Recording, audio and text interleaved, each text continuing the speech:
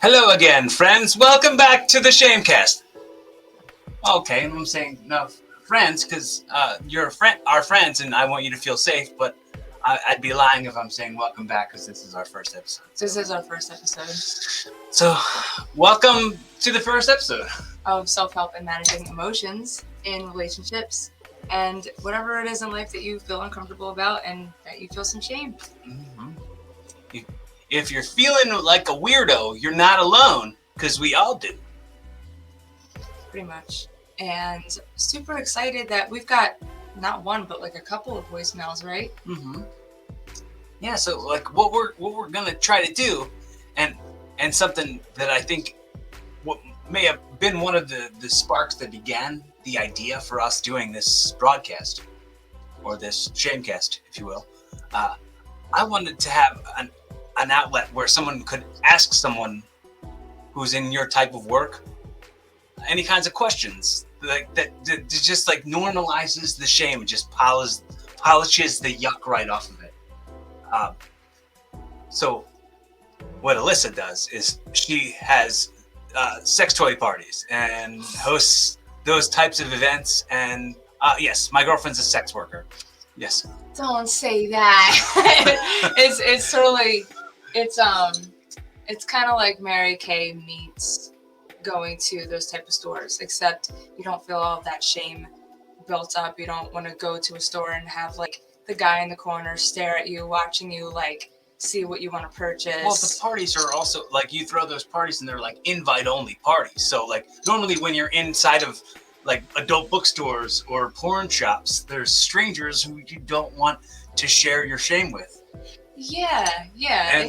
And we're trying to anonymously share your shame and tell you our opinions on it. And if you've got any types of questions that you want to ask a consultant on that kind of thing, you can ask here, and feel free and feel safe and feel welcome to not being received with any kind of yucking. We're not trying to yuck anybody's yum. Yeah, thank you so much. See, this is why we fit so well, because the company that I work for teaches us that exact phrase. You can't yuck somebody's yum because everybody's different. Everyone has a different kink. Everyone has a different flavor of life that they like to indulge in.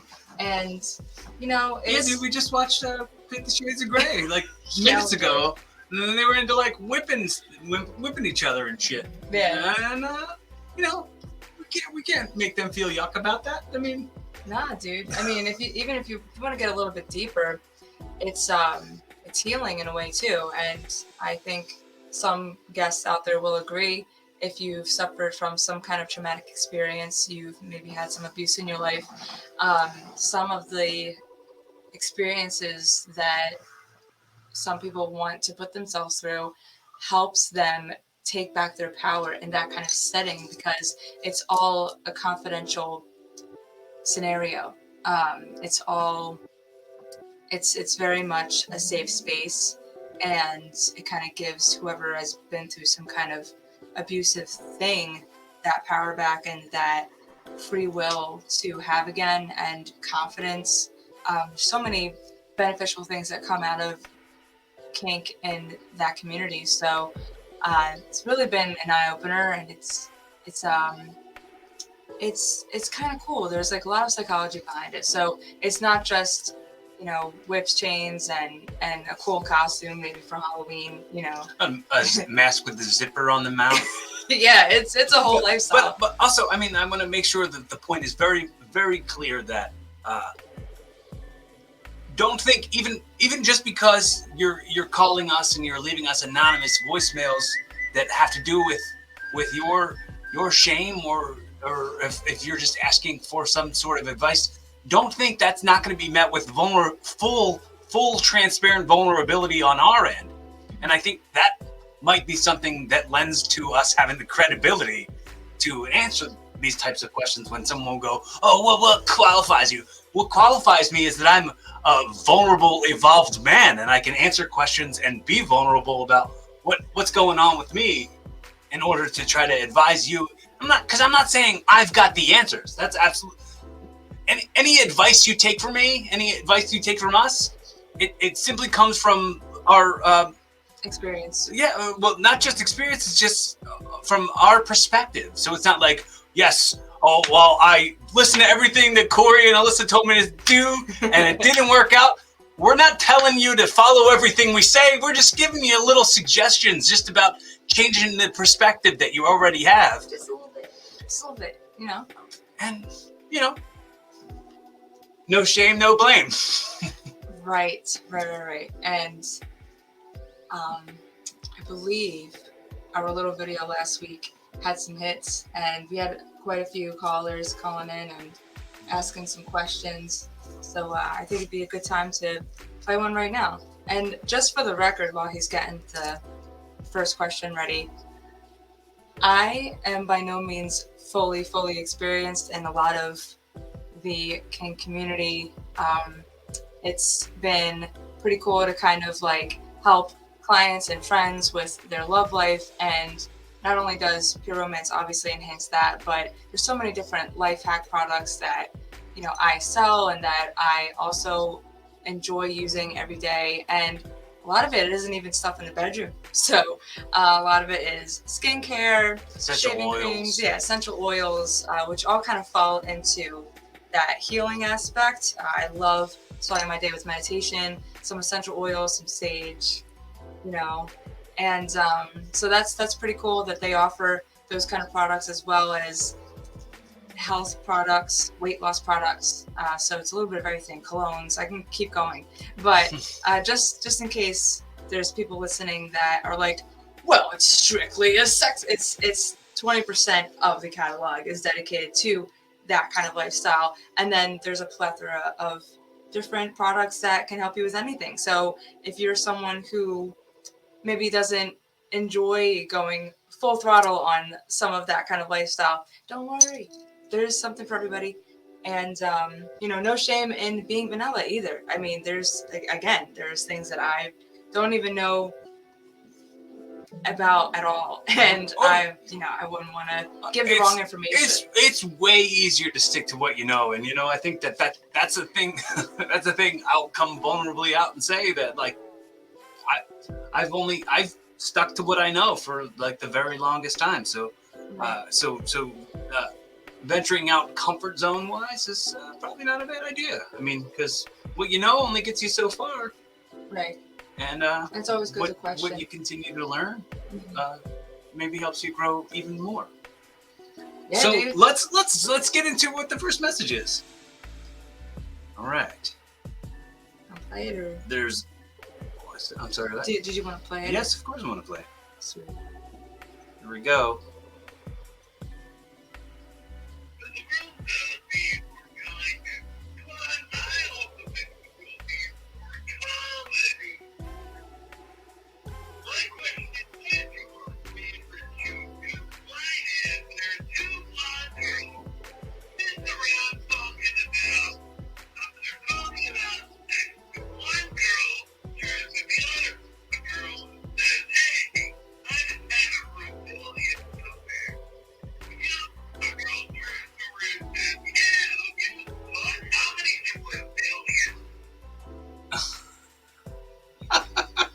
What?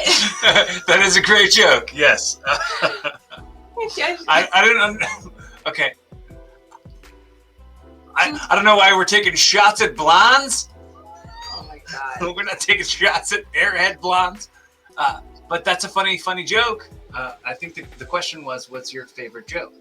Oh. So he wanted to give an example. Mm-hmm. That caller wanted to give an example of his favorite joke. So he was talking about the world needing more kindness, but it also needing more comedy. Mm. His question was, what's our favorite jokes? I don't remember a specific joke, but I will say that Dane Cook was one of my favorite comedians, aside from you. Your dad joke 101 all day. I love your jokes. So the B&E, the break and entering joke that he does, that's probably one of my favorites. The cement truck, the CT 2000. Yeah. Okay, well, that's cool. that's a question asking us what our favorite joke is. What else do we got? Huh.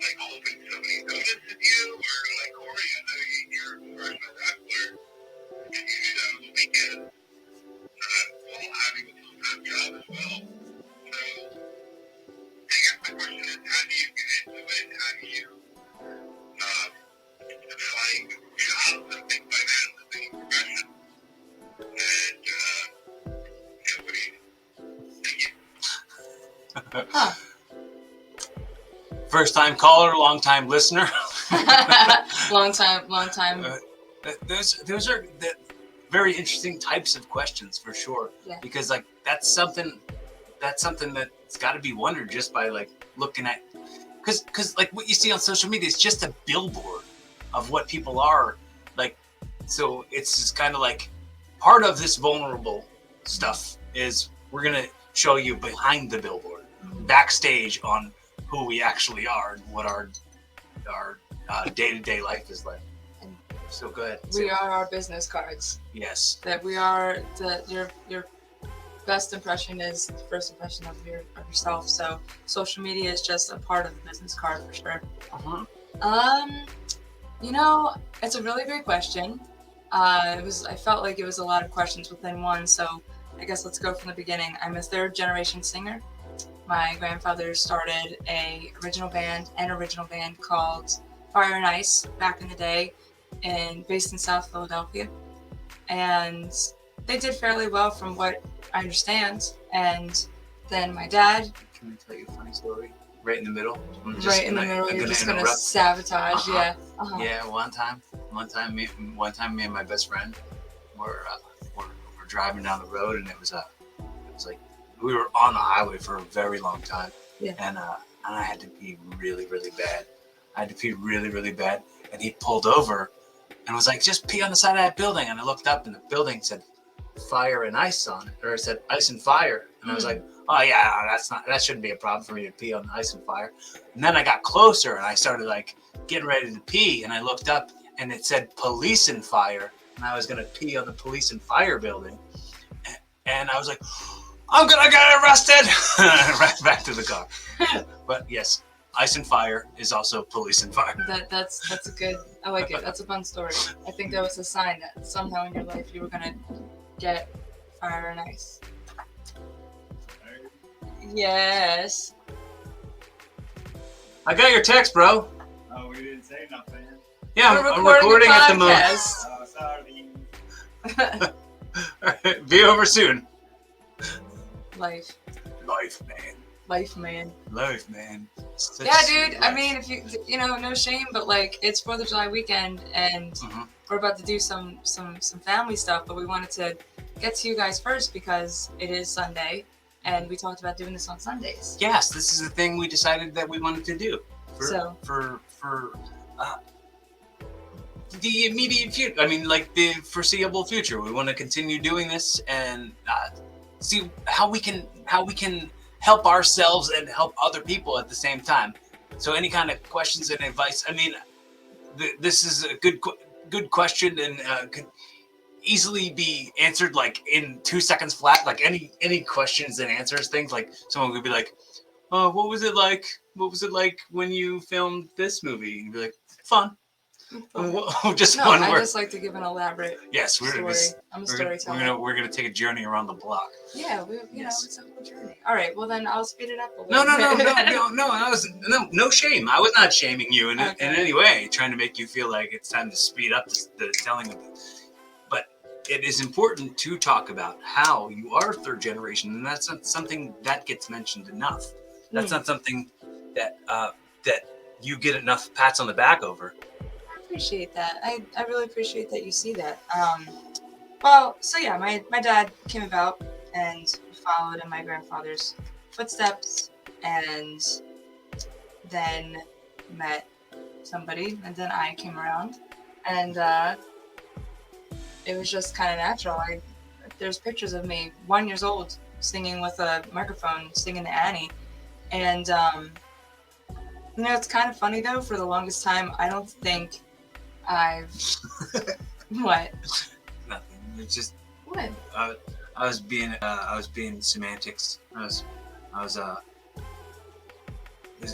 like thinking in my head when you said that. I was like, if someone is 1 year old and you pluralize it into 1 years old, there can't be years because it's one.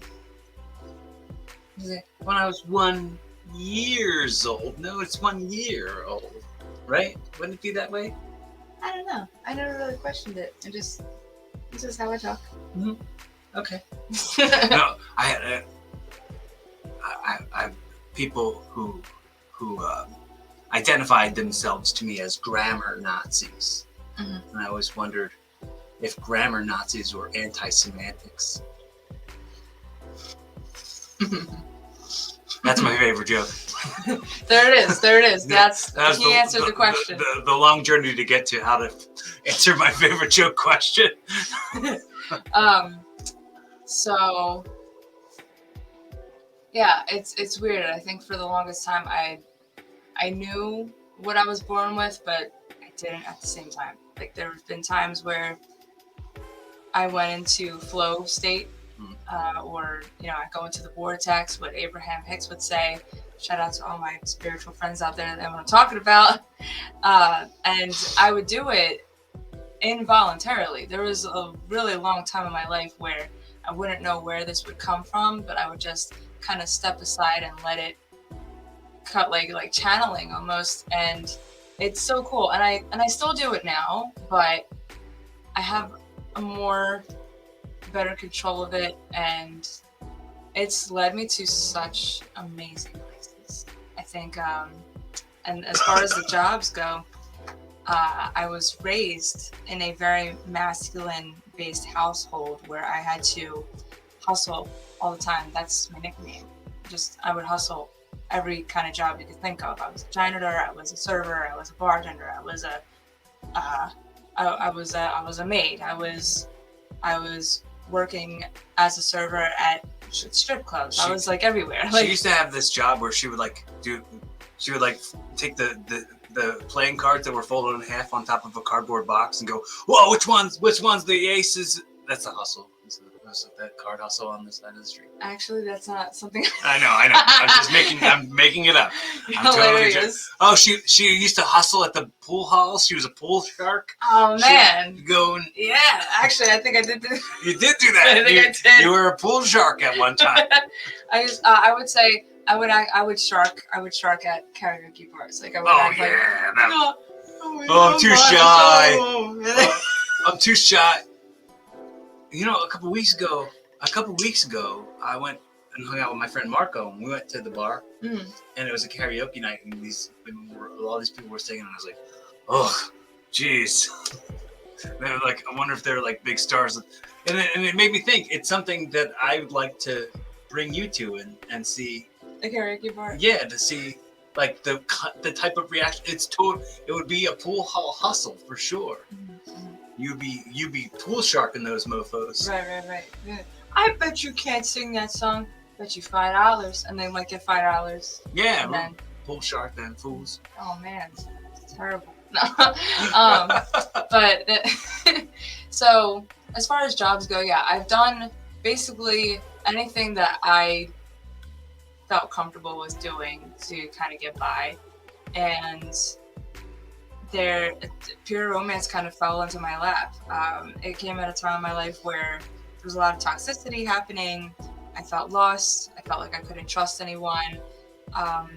Both of my parents I had a weird relationship with, and it's just been like a weird life of learning the generational patterns and curses and breaking them and mending them. And recognizing those are so like it's rare to be able to recognize things like that. So okay. good for you. Thanks. I mean, I don't. I mean, I was told about, like, I was taught about it, but it's just really sad because the same people that taught me what was happening and how it happens, they kind of fell into. So it was hard for me to kind of watch and see that sometimes family repeats a cycle and they don't realize that they're doing it. Well, yeah, it's very learned behavior. Yeah. And it's a program that it's a lot of times impossible to recognize. Mm-hmm. And you're like, oh, well, this works. Oh, I guess this works. If it ain't broke, don't fix it. Oh, it is broke. Please fix it. It's broke. Yeah, it's broke. It's could you not? Could you just take a pause? Learn the word accountability. That's the letter A. You go through the alphabets of healing, you know. But yeah. So I did a lot of different jobs, and I've been blessed and fortunate to have family that do a lot in the restaurant industry. And you know, anytime I needed a job on the fly, I had the privilege of calling someone up and saying, yo, where do you need me? Where can I have the help and give you help? And, you know, while I'm trying to figure myself out, and in Pure Romance, I met a really great consultant through my cousin's party, and it was hilarious. I thought my cousin invited me to a ladies' night via Facebook, and I was like, oh, this is cool. And then I read the description, and the partner that I had at the time, I was like, it's one of those. Oh my god, I'll be back. And I full blown knew what I was getting myself into. And I remember just watching, and the company calls a type of person like me like a rarity. Like I'm rare because I didn't need anyone to kind of coerce me to join, or you know, or I already saw what was happening. I already knew.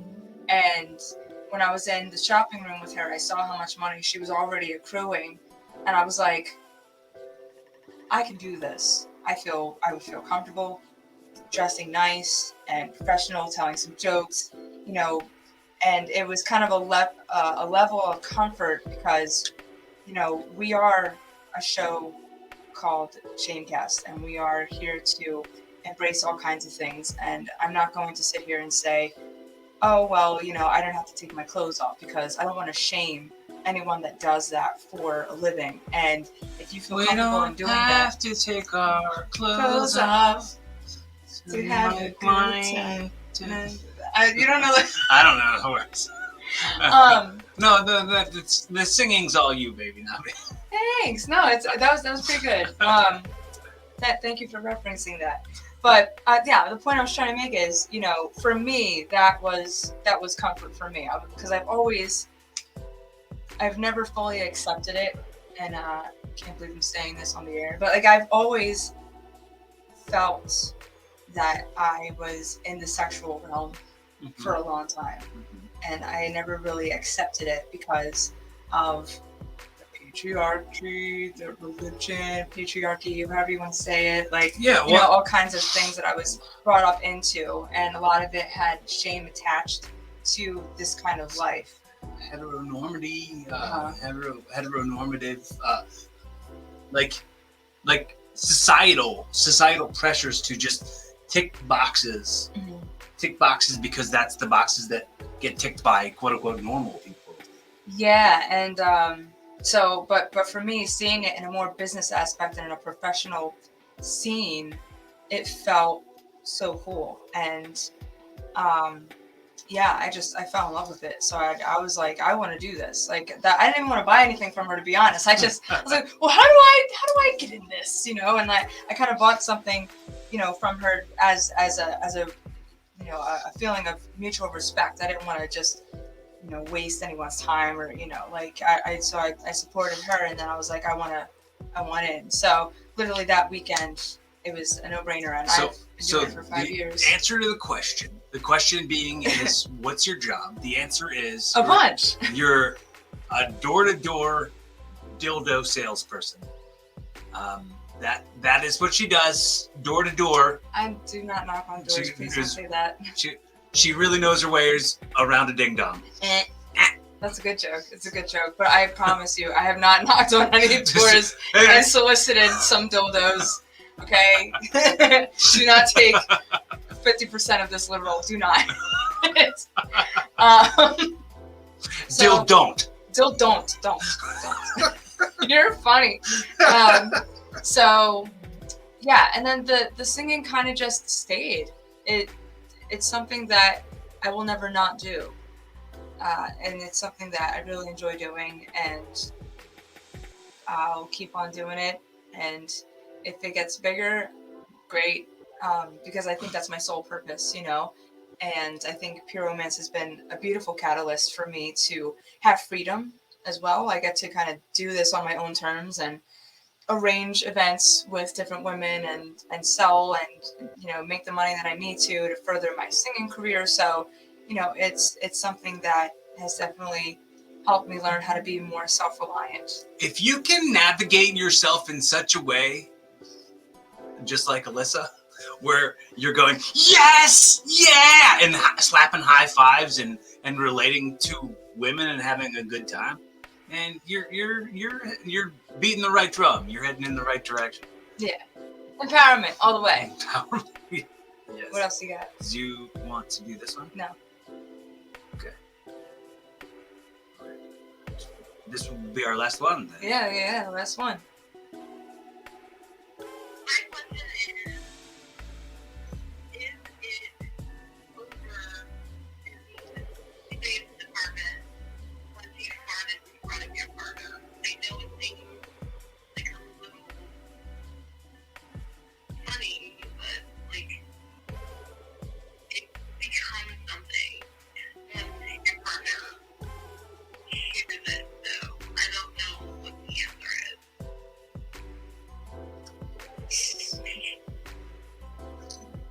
So she's asking. So she's asking if the mystery's gone once you've farted in front of your partner.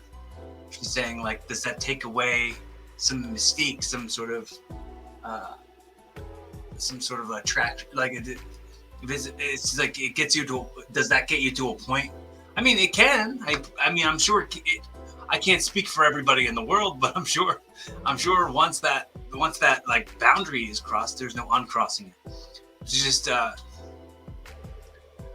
don't know. I guess it really kind of depends. It very much depends on who you're talking to, because some people have real strange boundaries about everything. Yeah. And especially because girls don't fart anyway, so we're good on that. What do they do? They chew? No, girls don't do any of that. That's just impossible. What? Yeah, right? Don't girls not fart? That's what my grandma told me.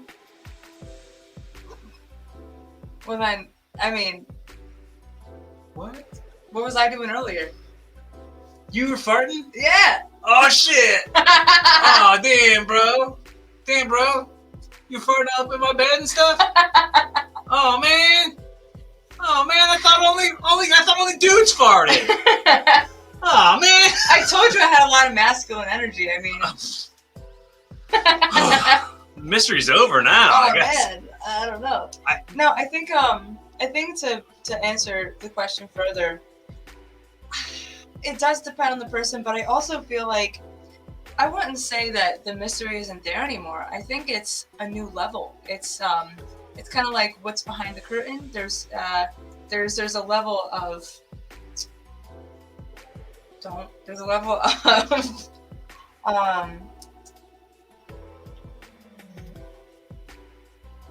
like, hey man, we're human. Like a relatability. There's a level of relatability there, and it kind of gets both of you at this like humble level together. And it's like, it's a very human thing. Like, it's something that you can't always control, and you know it's an inevitable thing.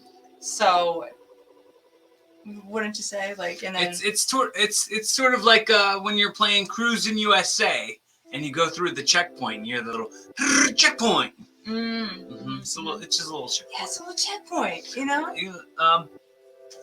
I mean, bathroom stuff is always weird when it comes to relationships, and especially like people you're trying to get comfortable with. Like I'm not. It's not something I'm super comfortable with. Like the whole bathroom stuff. Like I usually close the door when I'm in the bathroom, and I just kind of don't want that. Like I don't want it as normalized yet to like just like have you like watch me piss. Like that's no. That's not a checkpoint. No, it's still kind of private. Like that's okay. Yeah, and that's fine. That's totally fine. Yeah, no, it's totally fine. Nobody's. We'll see where we're at. It's a cool little timestamp. Little timestamp. Yeah. We'll come back 20 episodes from now. You're already. oh yeah, remember yesterday when I walked in the bathroom and you were taking a shit? No. Do you remember when we were having a conversation on Christmas Eve? It was Christmas Eve. We were trying to have a serious conversation. Oh boy, yeah. Go ahead. Guys. It was like it was so real. It was so real. This was a checkpoint for us, okay? Like we were, I think 6 to 8 months in dating, and it was Christmas Eve, and we both were drinking. I drank a lot, and I had different food that I probably shouldn't have had that night, and it was not a great mix. That's all I'll say. And meanwhile, he's opening up to me. He's being vulnerable. He's being such a great like partner, and just like we're really getting to the nitty gritty here of like the foundation of our relationship, and like just learning more about each other and kind of, you know, seeing each other. And this whole time, as the conversation is escalating to a whole new level, she's got the bubble guts. I've got the bubble guts, and my stomach was escalating to a whole other level. That a-hole, another level.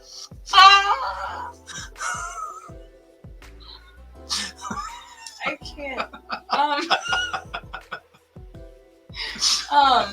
Yeah, and I couldn't hold it, and I literally had to stop you. I was like, I am so sorry. I am here with you. I am there, but my body, I can't. I had to go. I had to leave you. I had to do what I had to do, man. Nature called. Nature kicked down the door and said nope. Yeah. And we had to put a pause on that conversation for like 10 minutes. Unbreak my fart. That's how I felt about that whole thing. Unbreak my fart. Yep. Say you'll chat me again. Nope, we don't need to add other alternative lyrics to Unbreak My Heart by Tony Braxton. That was so good. Well, Tony Crapston. Stop now. Are you in the mood for some hamburgers and hot dogs? Yeah, we're gonna go get some hot dogs and hamburgers. It's 4th of July. Happy 4th of July, everybody. Just be kinder to yourself. If you feel like you've got something you want to share with us, something you want to talk about, feel no judgment in calling us and leaving us any kind of message. Leave us a voicemail. You don't have to say your name. You can say your name if you want to, but I mean, for sure, we want to know you guys. We're yeah, dude. If this is going to continue, we want to continue to be here for you. So yeah, give us a call, 856-209-4413. Leave us a voice message with your questions and relationships, or how you handle your emotions. We're here for you. It's a tough world, and it's rough out there, and we just want to be extra kindness and service to you. Universally, at your service. Be fun, have safe, keep evolving.